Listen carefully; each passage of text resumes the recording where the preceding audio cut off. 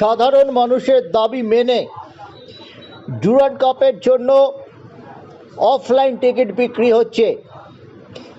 16ই August football প্রেমী তথা খেলা হবে দিবসে সকাল 11টা থেকে মোহনবাগান এবং ইস্টবেঙ্গল মাঠের বক্স অফিস থেকে সীমিত সংখ্যক টিকিট ফুটবল প্রেমীদের জন্য বিক্রি করা হবে।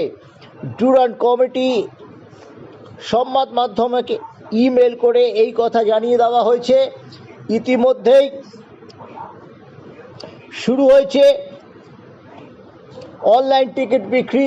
অনলাইনে যারা টিকিট বুক করবেন তারা 16 এবং 17ই আগস্ট অর্থাৎ ম্যাচের দিন সকাল 11টা থেকে 5টার মধ্যে মেহমাদান স্পোর্টিং মাঠ থেকে টিকিট সংগ্রহ করতে পারবেন।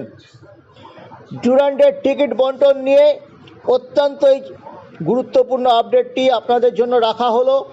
এছাড়া মেম্বারদের জন্য টিকিট থাকছে 5 থেকে 5,500 টিকিট দেওয়া হবে দুটি ক্লাবকে। তার মধ্যে ইমামি ইস্টবেঙ্গলের রয়েছে 2,500 থেকে 2,750টি টিকিট এবং মোহনবাগান অ্যাথলেটিক ক্লাবেরও সমসংখ্যক টিকিট থাকছে। এটাই মেম্বারদের জন্য বরাদ্দ করছেন ক্লাব কর্তারা।